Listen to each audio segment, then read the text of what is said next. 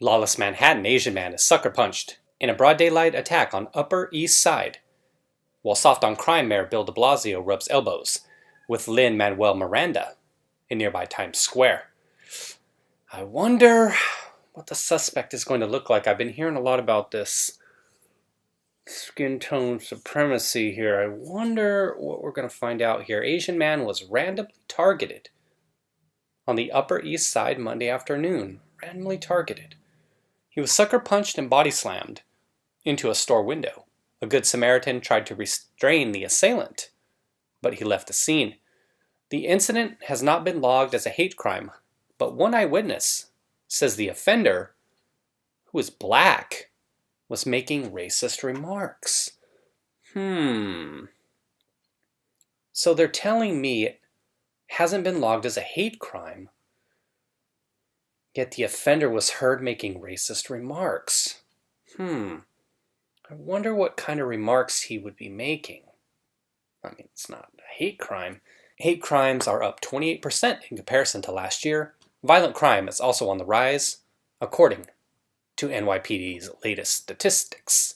Just hours after the attack, Mayor Bill de Blasio opened a new vaccination center with Miranda in nearby Times Square. He made no mention of the attack or the city's troubling crime statistics. That's because he's a loser. But that being said, it isn't necessarily on his agenda, in my opinion. If they could have asked him the questions, sure. But he's going there to open a vaccination site. So it's not like he was out there making a press conference, something scheduled. So cut him a little slack on that. Don't worry, he's a piece of shit. I firmly believe it. So don't worry, I'm with you on that one. He's garbage. But let's investigate this a little bit more. And then we're going to jump over to our other story about Johnson & Johnson. An Asian man has been violently attacked in broad daylight in NYC as the city continues to struggle with soaring rates of violent crime. Just hours after the attack, soft on crime, Bill de Blasio, they talked about that.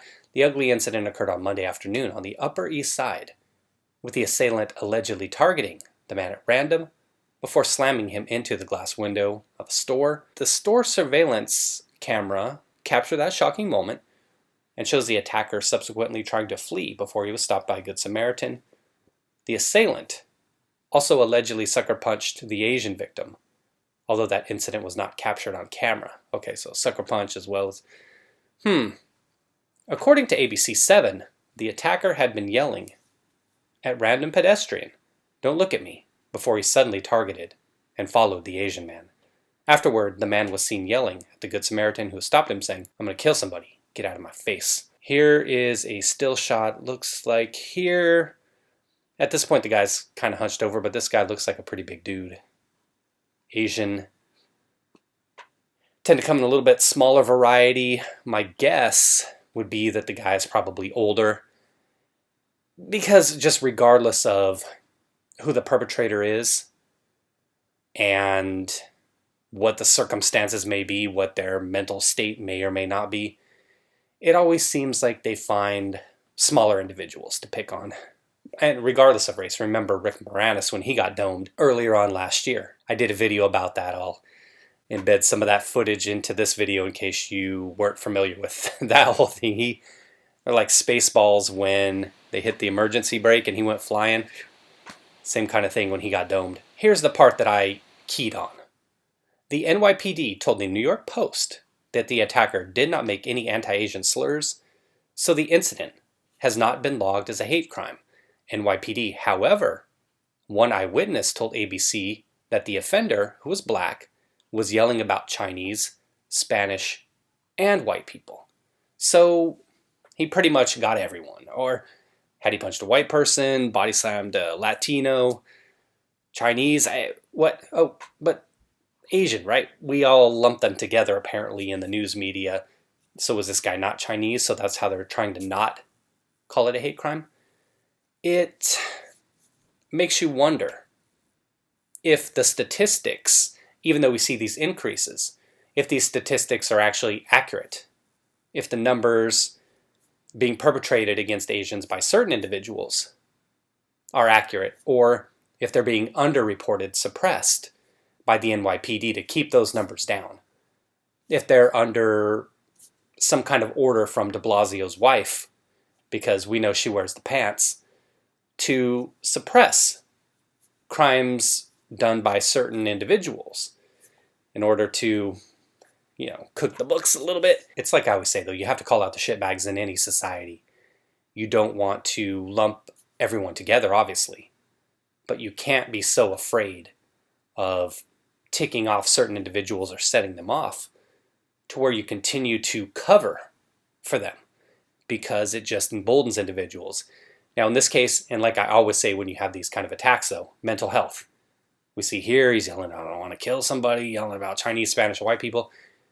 We're going to find him. He's going to have mental health issues. That's just the way it goes, and that's another problem that can be attributed to de Blasio. Not so much the race stuff, but getting people the help that they need, helping them get off the streets. And I'll assume that this guy's probably homeless or destitute in some way. All right, on to Johnson & Johnson. CDC investigates death of Virginia woman who died after getting the Johnson & Johnson vaccine last month. A Virginia woman died on March 18th after being given J&J's vaccine on March 6th. The news was announced on Tuesday as the CDC called for a halt in their jab. The CDC said that 6 people had suffered from blood clots after J&J's vaccine. More than 6.8 million people have received J&J's vaccine in the United States. Those 6 people have suffered from blood clots. 6.8 million. Some math is a pretty small number. The CDC is meeting on April 14th to review the evidence and reassess J&J. It's kind of a funny coincidence. I hadn't planned to talk about this. I was out a little bit earlier at a local Play It Again Sports. I was looking for some baseball gear, and there was this guy at the register. I was off in the back of the store. I could hear him talking about the vaccination itself, and he was talking about his feelings on it. And he was actually talking about this. So just coincidentally, I came home after that and saw this story.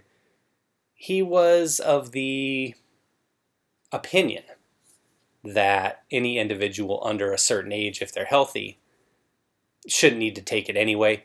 I've been of that same opinion, but he was more intense and seemed to be dispersing information. All I would ever say is consult your medical professionals, your team, your doctor, your primary healthcare team, whomever. I'm not a doctor. He wasn't a doctor, but he certainly was intense in his feelings about it. And it's stuff like this that gives people pause. But he was talking about younger individuals. It says here that she was a 45-year-old woman who died following her vaccination in March.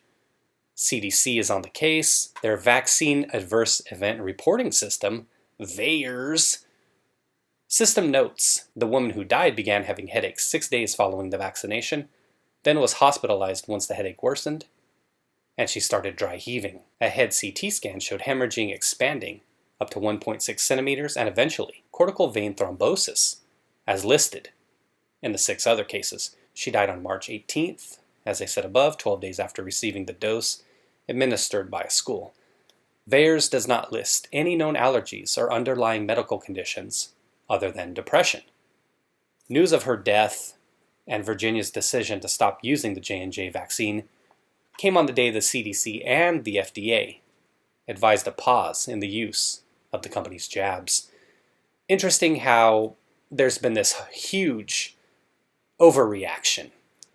We've seen it for a year in the media, the fear, all of this stuff going on. And obviously we're not talking about the death side. Obviously we don't want to see individuals suffering and dying, but you have this extreme that's been going on for the past year, 13 months.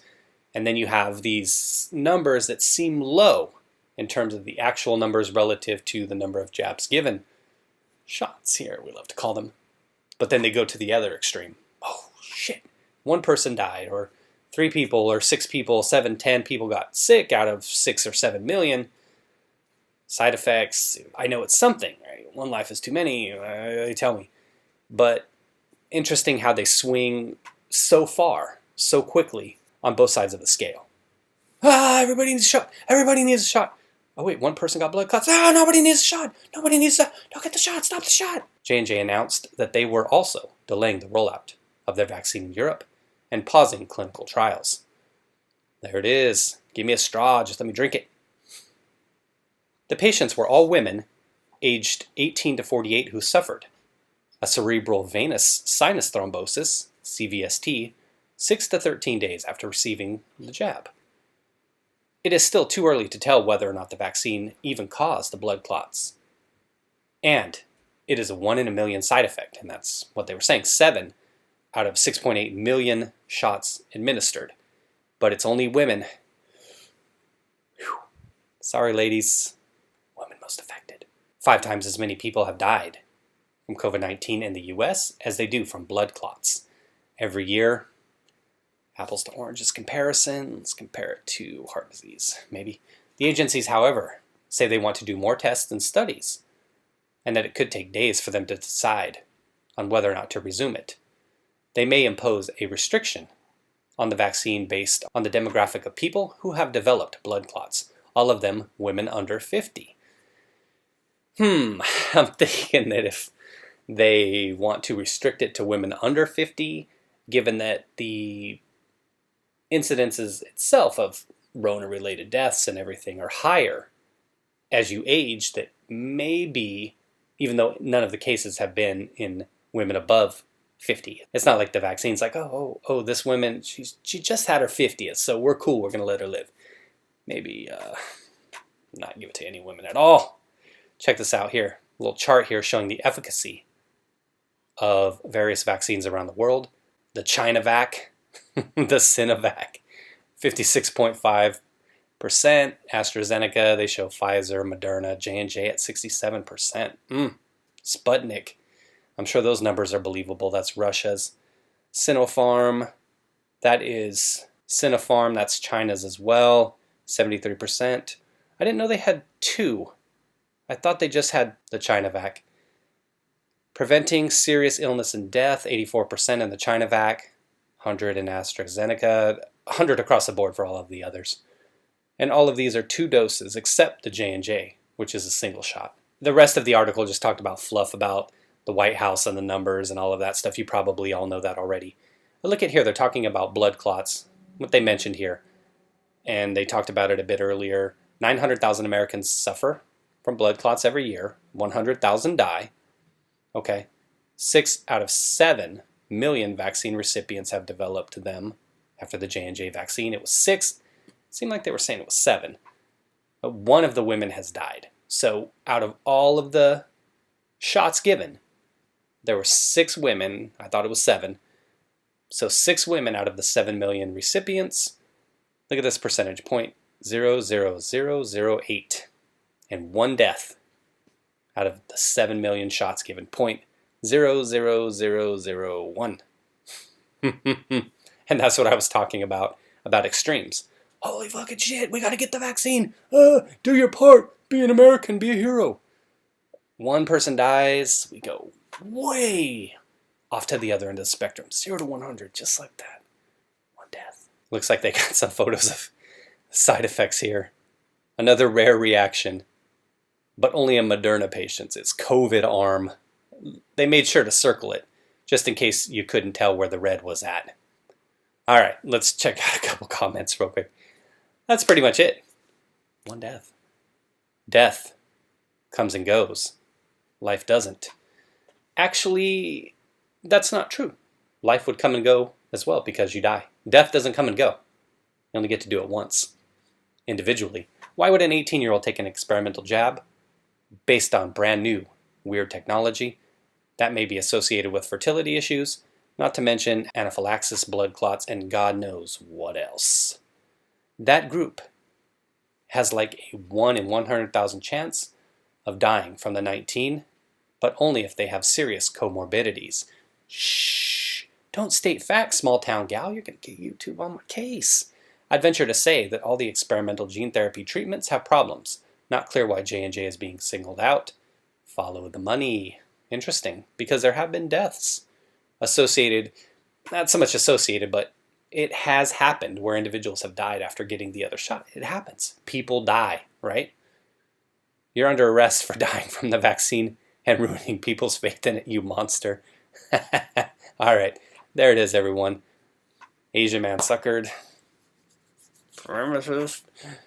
And one death, Johnson & Johnson. All right, thanks for watching, everybody. Be well. Will you get the vaccine? I've talked about this many times. I haven't done it. No plans to do it. Motivation, baby. Every time I'm doing push-ups, every time I'm running, that's my motivation to not get the vaccine. I gotta stay healthy. Thanks for watching, everybody. Take care.